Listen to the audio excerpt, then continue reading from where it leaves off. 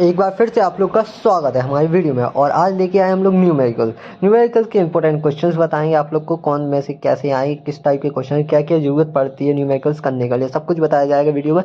तो एंड तक देखते रहना इस वीडियो को केमिस्ट्री के। तो फिर वीडियो करते हैं शुरू। देखो, आप लोग को केमिस्ट्री में किस चीज की जरूरत है? पहली चीज, आप लोग को फॉर्मूले याद होने चाहिए। मैं बताऊंगा कौन कौन से याद करने हैं आप लोग को फॉर्मूले।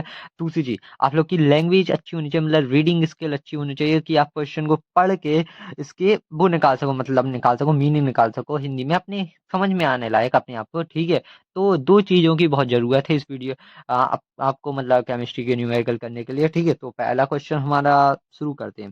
पहला question, vapour pressure of water S293 kelvin is 17.535 mmHg दिया गया है। ठीक है, मतलब वेपर प्रेशर दिया गया है वाटर का कितना, इतना। ठीक, कैलकुलेट करना फिर से आप लोगों को, क्या वेपर प्रेशर करना है कैलकुलेट 293 केल्विन पर, जब 25 ग्राम ऑफ द ग्लूकोज डिसॉल्व कर दिए गए 450 ग्राम ऑफ वाटर में। ठीक है, तो नाउ ये आप लोग का क्या होता है। अब बात कर रहे हैं हमारे इसके सॉल्यूशन की, क्वेश्चन के। देखिए, पी नॉट क्या है आप लोग का? पी नॉट है vapour pressure of the pure solvent का। प्योर सॉल्वेंट मींस आप लोग का ये बताएं कि जब कुछ डाला नहीं गया था उसमें, तब का ये होता है, उसको बोलते हैं प्योर सॉल्वेंट। ठीक है, और पी नॉट ए हमारा pure vapour pressure of the solution का। ठीक है, अपॉन में पी नॉट ए, वही सेम चीज जो मैंने पहले इसका बताया। ठीक है, is equal to mole fraction of the solute के डी है, इक्वल में क्या है, डब्ल्यू वी हमारा क्या है, गिवन मास, यानी कि मॉली गिवन मास। ठीक है, given mass of the solute के। ठीक है, और एम क्या है हमारे पास, सॉल्वेंट का क्या, मॉलिकुलर मास। ठीक है, फिर से एम बी क्या हमारा, मॉलिकुलर मास ऑफ किसका, सॉल्यूट का। ठीक है, और ए से आप लोग को फिर से सॉल्वेंट का क्या आ गया, सॉल्वेंट का आप लोग का गिवन मास आ गया, जो आप लोग को पता होना चाहिए हर एक का, मैं बताऊंगा। हालांकि इसी में साथ साथ देखिए, अब आप मैंने मतलब सारी वैल्यूज पुट कर रहा हूँ मैं, देखिए आप लोग। ठीक है, मैंने जैसे 17.3 ये जो की था, जब अपन ने कुछ डाला नहीं था तब का वेपर प्रेशर नापा, तो वो मैंने यहाँ पे पुट कर दिया। ठीक है, माइनस ये अपन को ये पता नहीं है तो ये निकालना भी साथ लिख देख सकते हो आप लोग, वेपर प्रेशर ये निकालना अपन को। ठीक है, ये रहा, वापस इसको यहाँ पे रखा। ये हमें जरूरत नहीं थी क्योंकि अपन को सबको दिया गया था कि 25 ग्राम ग्लूकोज डाल रहे जब आप, तो क्या है, ये ग्लूकोज है। किस में डाल रहे, इसमें डाल रहे हो, क्या है ये अपना ग्लूकोज, किस ग्लूकोज है, यानी कि सॉल्यूट, सॉल्यूट है जो कि आपने डाला, सॉल्यूट है तो ये डाल दिया। इसका मॉलिक्यूलर वेट 25 का। ठीक है, उसके बाद इसी का ग्लूकोज का आप लोग को फॉर्मूला पता होना चाहिए, और उसका मॉलिक्यूलर वेट होता है क्या हमारा, 180 ग्राम। सो उसी का 180 ग्राम अपन ने मॉलिक्यूलर वेट लिख दिया। ठीक है, ये रहा। ठीक है, आप लोग को निकालते बनना चाहिए, कुछ भी हो जाए। ठीक है, और आगे बढ़ते हैं, हमारे पास क्या है, वाटर। वाटर का मॉलिक्यूलर वेट होता है हमारा कितना, 18। और दिया कितना गया था, गिवन मास आपको 450 ग्राम। ठीक है, तो ये 450 ग्राम इसको रख दिया, और देन उसके बाद सॉल्व करके आप लोग का पीएस निकाल के आ गया, ये रहा। अब अगले क्वेश्चन पे बात करते हैं हमारे, तो ये रहा depression of the freezing point का फॉर्मूला। ये आप लोग को याद होना चाहिए, कुछ भी करके, एक depression of freezing point, depression of the lowering vapour press, lowering boiling point का। ठीक है, depression of the boiling point का, और ये lowering vapour, relative lowering vapour pressure का आप लोग को फॉर्मूला वो पता होना चाहिए सारे। इधर की मतलब जितनी भी आपकी कॉलीगेटिव प्रॉपर्टीज, उनके सभी के प्रेस फॉर्मूले पता होना चाहिए, और ऑस्मोटिक प्रेशर के। ठीक है, अब अगले क्वेश्चन पे बात करते हैं, कौन सा, फाइंड द मास। ठीक है, ऑफ एस्कॉर्बिक एसिड, जो कि होता है हमारा क्या, विटामिन सी, और जिसका फॉर्मूला होता है हमारा C6H8O6 to be dissolve in 75 gram of the acetic acid में डाल दिया। ठीक है आपने, okay, to the lower it melting point, और जिसने क्या है उसकी मेल्टिंग पॉइंट को घटा दिया बाय कितने, 1.5 डिग्री सेल्सियस से। ठीक है, और जिसका के एफ की वैल्यू दी गई है अपन को, क्या है इसका जो कांस्टेंट होता है फ्रीजिंग पॉइंट का, वो आप लोग को दिया गया। ठीक है, ये रहा ना फॉर्मूला आप चाहिए टी एफ वाला। ठीक है, टी एफ वाला, टी एफ क्या है, डिप्रीजिंग ऑफ द फ्रीजिंग पॉइंट का फॉर्मूला होता है, जिसमें के एफ होता है, कांस्टेंट दिया गया आप लोग को, और ये क्या होता है, हमारी मोलिलिटी। ठीक है, मोलिलिटी, भाई लिटी बोला मैं। ठीक है, ध्यान से सुनना, लिटी है ये, पूरा ओवरऑल लिटी होता है हमारा, जिसमें डब्ल्यू भी आप लोग को मैंने ऊपर बता दिया है। ठीक है, और एम भी बता दिया, सब कुछ बता दिया, और ये भी बता दिया ऊपर। ठीक है, आप लोग अच्छे से समझिए। अब देखिए, आप लोग को क्या है कि इसका क्या है, ये रहा इसका फॉर्मूला, इसका आप लोग को मॉलिक्यूलर मास निकालते आना चाहिए, जिसकी ये है, जैसे कार्बन की 6 है तो कार्बन का 6 लिखा, और इसका 12 लिखना पड़ता है, मॉलिक्यूलर वेट का, वो उसका मॉलिक्यूलर वेट के हिसाब से 12। ठीक है, आएगा। बाकी और आगे बढ़ोगे तो ऐसे ही 8 हाइड्रोजन है, और मल्टीप्लाई बाय हाइड्रोजन की 1 होती है। ठीक है, आगे बढ़ो। ऑक्सीजन कितनी है, 6 ऑक्सीजन है, और 16 वो है, तो इस हिसाब से आपने टोटल करा सबका, सो 176 निकला है इसका कम मॉलिक्यूलर मास। ठीक है, अब इसको पुट कर दोगे आप कहाँ पे, यहाँ पे डब्ल्यू एम बी की जगह पे डब्ल्यू बी एम बी की जगह पे, ठीक है, यहाँ पे आपने पुट कर दिया सब कुछ, ठीक है ना। अब जैसी सारी वैल्यूज रखोगे तो आप लोग को डब्ल्यू बी मिल जाएगा, जो कि है 5.077 ग्राम, ठीक है। यहाँ से यही निकालना था आप लोग को, जैसे कि दिया गया find the mass of the ascorbic acid का, ठीक है, मास निकालना था जब उसको घोला गया था उसमें, ठीक है। ये क्वेश्चन हमारा यहाँ से निपट चुका है। अब आगे बढ़ते हैं अगले क्वेश्चन पे, ठीक। अगला क्वेश्चन हमारा कौन सा, determine the osmotic pressure of 5% glucose solution at 25 degree Celsius, molecular mass of the glucose is 180, ठीक है। और आर आर के हमारा गैस कांस्टेंट, जो कि आप लोग को पता होगा, गैस कांस्टेंट 0.08821 लीटर एटीएम पे दिए गए। अब ना लेट लेट आप लोग को लेट करना है इस टाइप के क्वेश्चन जिसमें 5% वगैरह आ जाता है, तो आप लोग को मोलिलिटी वगैरह निकालना सीखा होगा, उसमें इस टाइप का दिया जाता है। देखिए आप लोग, ये 5% of the glucose of the solution है, 5% मान लो उसकी let, 5 gram of the glucose dissolve in 100 gram 100 millilitre of the solution में घोली गई थी, ठीक है ना। जब इतनी ग्राम इसमें घोली गई थी तो फिर 180 ग्राम में आप लोग क्या मतलब, जब 5 ग्राम को 100 ग्राम मिलीलीटर में घोला है तो 180 को कितने में घोलोगे, तो आपने उसी हिसाब से इसमें क्या है, इसका पहले एक का निकालोगे। मैंने मतलब पहले एक का आप लोग निकालना सीखोगे, मैंने इसमें डायरेक्ट करा था, आप लोग एक का निकालो कैसे, 5 को इसके नीचे ले जाओगे 100 के, तो वो 1 ग्राम का निकलेगा। फिर आप लोग को 180 ग्राम का निकालना है जिसको बोलते हैं, ठीक है, तो उस हिसाब से आप लोग ये निकालोगे 3.6 लीटर, ठीक है। यूनिटरी मेथड बोलते हैं जिसको आप लोग, छोटी छोटी चीजों को निकालना सीखते हैं, जब एक में इतना है तो उस हिसाब से कितना होगा 20 के लिए, तो वैसा है। तो ये आप लोग ने पूरा क्या निकाला, 1 लीटर में निकाला ना। आप लोग को ये वाला फॉर्मूला याद होगा, PV is equal to nRT होता है, एनआरटी आप लोग ने गैसियस स्टेट में पढ़ा होगा ये वाला फॉर्मूला।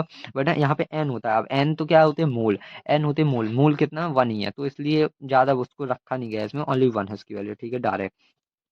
अब देखिए टेम्परेचर आप लोग को हमेशा डिग्री मतलब डिग्री में रखना, सेल्सियस में रखना पड़ता है, सी में, ठीक है। इसलिए मैंने क्या किया, 25 जो दिया गया था क्वेश्चन में उसमें 273 को प्लस कर दिया, जिसका 298 केल्विन मतलब सेल्सियस निकला, केल्विन नहीं सॉरी, सेल्सियस निकला डिग्री में, ठीक है ना। पी प्रेशर आप लोग को निकालना था इसका, ऑस्मोटिक प्रेशर पी, इसमें मैं पी से डोनेट कर रहा, नॉट पाई से, क्योंकि बुक्स वगैरह में पाई से भी डोनेट होता है, तो मैं पी से डोनेट कर रहा। बी बी के हमारा वॉल्यूम, तो वॉल्यूम अपन लोग ने यहाँ पर निकाल लिया, उसको जाके रखा इस वैल्यू में पूरा पुट करके 6.8 निकल आया अपना एटीएम प्रेशर, ठीक है। अब अगले क्वेश्चन से बढ़ते हैं, तो मैं आप लोग को कुछ बताना चाहूंगा, जैसे कि आप लोग को ये फॉर्मूला याद होनी चाहिए, elevation of the boiling point del TV से डोनेट करते हैं, और ज़्यादा आप लोग के में डीपली आएगा नहीं, क्योंकि इसको भी और अच्छे से लिखते हैं आप लोग, TV minus T naught minus T B से, ठीक है। और वैसे मतलब उनका चेंज वगैरह रखते हो तो वो आगे जाके ही आता है, जब आप लोग तैयारी वगैरह करोगे किसी कॉम्पिटिटिव एग्जाम्स की, तब मिलेंगे आप लोग को, ठीक है, बेस्ट टाइप के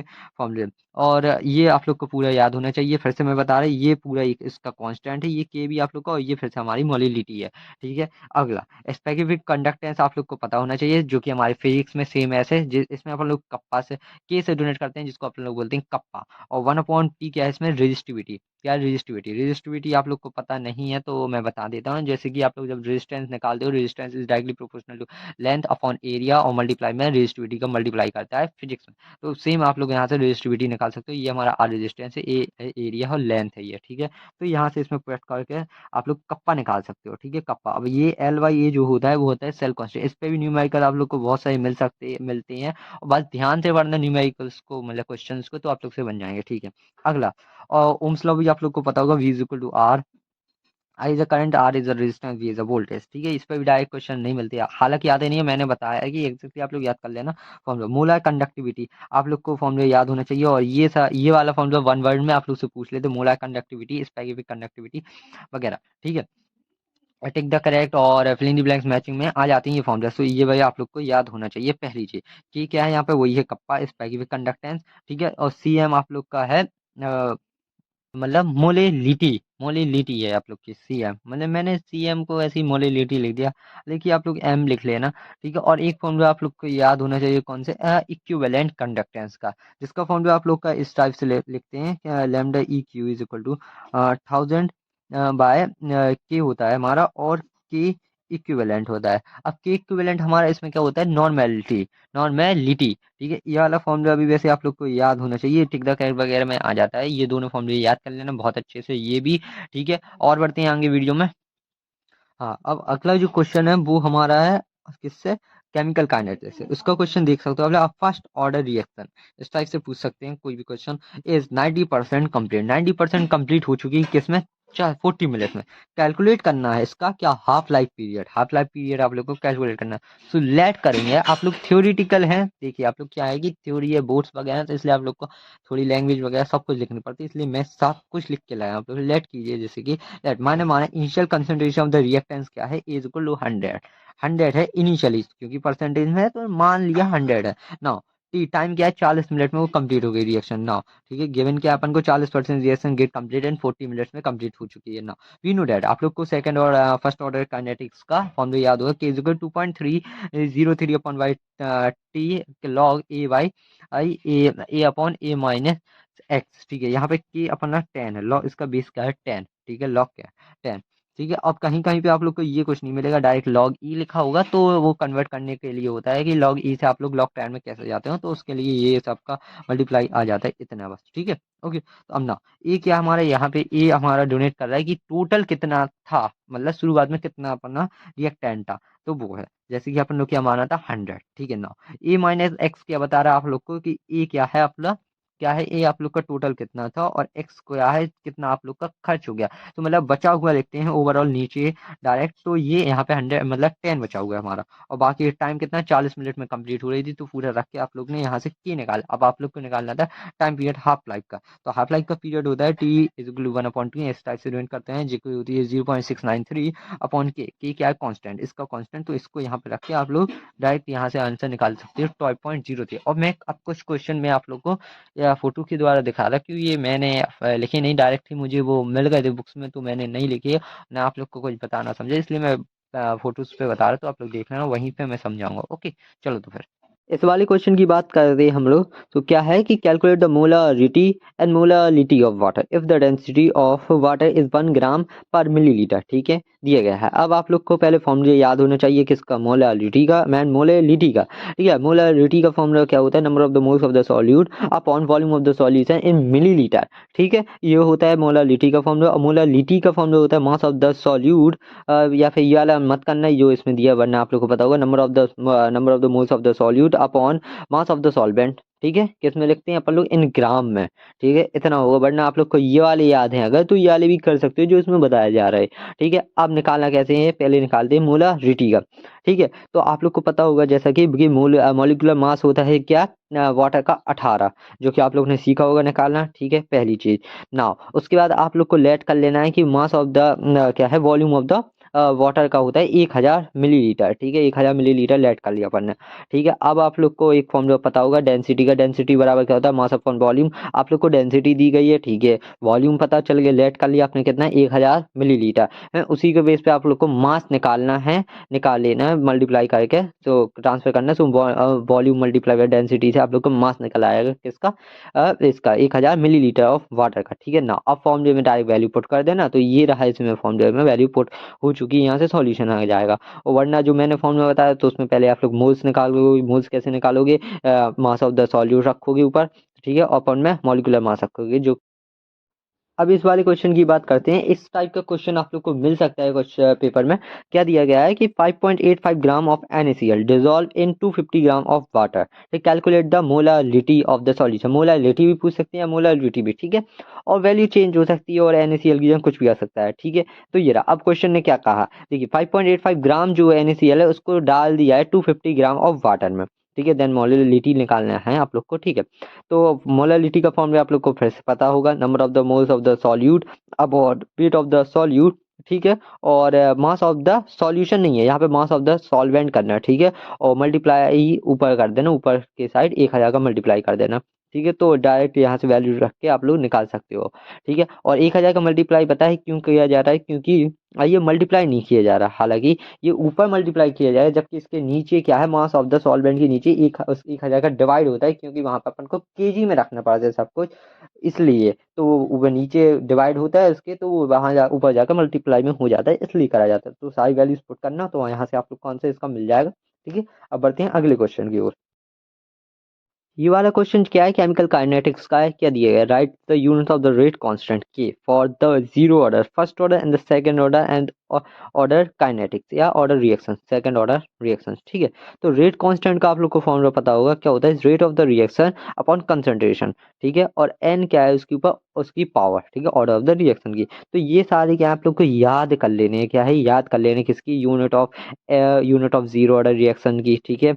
unit of k for the first order reaction, unit of k for the second order reaction, unit for the third order reaction की सारी यूनिट्स याद कर लेनी है, क्योंकि ये मैं अपने उसमें नहीं बता पाया था क्वेश्चन आंसर में, तो ये याद कर लेना, क्योंकि ये आप लोग के एक्सरसाइज में और टिक द करेक्ट या मैचिंग में सब में पूछ सकते हैं, मतलब पूरी ऑब्जेक्टिव बन सकते हैं इससे, और आते भी हैं, ऐसा नहीं है कि नहीं आते, आते भी हैं। और इस टाइप से अगर ये क्वेश्चन टाइप से आ जाए तो ऐसे निकालना आप लोग को आना चाहिए। तो ये मैं नहीं बता रहा, एक्सप्लेन नहीं कर रहा, वरना बहुत कॉम्प्लिकेटेड हो जाएगा करना, तो आप लोग देख लो डायरेक्ट और समझ लो, ठीक है। अब बात करते हैं हमारे अगले क्वेश्चन पे, चलो। इस वीडियो का फाइनल एंड आखिरी क्वेश्चन क्या दिया गया है, so that time required for complete 99.9% of first order reaction is 10 times of the half life period of its half life period, ठीक है। तो मतलब इसमें बताइए या सो डैट कीजिए कि जो इसको 99.9% जो फर्स्ट ऑर्डर की रिएक्शन है वो 10 गुना ज़्यादा होती है किसके, हाफ लाइफ पीरियड के टाइम के, ठीक है। तो आप लोग को लेट कर लेना है कि क्या, आप लोग को देखो ये वाला तरीका आप लोग कर चुके होंगे, ठीक है। लेकिन मैं एक दूसरा तरीका बताया, तो आप लोग को लेट क्या करना देखना, let initially concentration of the reactant is 100 कर लेना, ठीक है। इसमें ए दिया है, बहुत कंफ्यूजन टाइप का है, तो 100 कर लेना, ठीक है, कर लेना, ठीक है। अब उसके बाद आप लोग को टाइम निकालना है उस हिसाब से, ठीक है। और ठीक है, आप लोग को फॉर्मूला पता होगा क्या होता है, फर्स्ट ऑर्डर रिएक्शन के इक्वल टू 2.303 लॉग ए, ठीक है, उसके अपॉन में क्या होता है, ए माइनस एक्स, ठीक है। और 2.303 के अपॉन में क्या लिखते हैं अपन लोग, टी, ठीक है। ये पूरा हो गया। अब आप लोग खुद सुनो, ए क्या लिखा जाता है, ए क्या लिखा जाता है, आप लोग को पता होगा, जो लेट मतलब इनिशियली फेस लिखा जाता है, जो शुरू में था, ए अपन ने क्या लेट किया 100, तो 100 लिख लेना। नीचे क्या लिखा जाता है, ओवरऑल जो बचा हुआ प्रोडक्ट है वो लिखा जाता है, मतलब ए माइनस एक्स क्या होता है, जो बचा हुआ प्रोडक्ट होता है वो लिखते हैं अपन लोग, तो डायरेक्ट लिख लेना आप लोग, वरना मैं बता, देखो ए लिखना आप लोग 100, माइनस क्या लिखना, एक्स में क्या लिखोगे आप लोग 99.9 रखना, तो आप लोग का कुछ ये आएगा 0.1% आ जाएगा, ठीक है। जब 0.1% को आप डिवाइड करोगे 100 से, तो मतलब 100 से नहीं, 100 को 0.1 से डिवाइड करोगे तो आप लोग का 10 की पावर 3 आएगी, जो कि इस वाले में लिखा हुआ है, यहाँ पे देखिए आप लोग K equal to 2.303 upon T log 10 की पावर 3, ये आ जाएगा आप लोग का। जैसे ही आप लोग इसको सॉल्व करते हुए ले जाओगे, फिर टी की वैल्यू आप लोग की आ जाएगी 6.909 अपॉन के, ये आ गया। अब आप लोग को हाफ लाइफ का पीरियड पता होगा फर्स्ट ऑर्डर का, तो हाफ लाइफ का पीरियड लगाना आप लोग, T half is equal to 0.693 K, और दोनों को क्या कर देना, इक्वेट कर देना, मतलब दोनों को इक्वल में रख के, मतलब डिवाइड में या रेशियोज वगैरह लेके आप लोग सॉल्व करके टी की वैल्यू आप लोग निकाल के लाओगे कितनी, T is equal to 10 multiply by T half, ठीक है। तो ये वैल्यू आप लोग को याद करके रख लें, क्योंकि ये वैल्यू आप लोग से ऑब्जेक्टिव में पूछी जाती है। तो फिर यहाँ से हमारी वीडियो ख़त्म होती है केमिस्ट्री की, और मैंने सारे इंपॉर्टेंट टॉपिक्स, क्वेश्चंस, न्यूमेरिकल सब कुछ अपलोड कर दिया है मेरे अपने चैनल पे, इसी चैनल पे आप लोग के लिए, ठीक है। तो डिस्क्रिप्शन पे लिंक है, जाके देख लेना, ठीक है।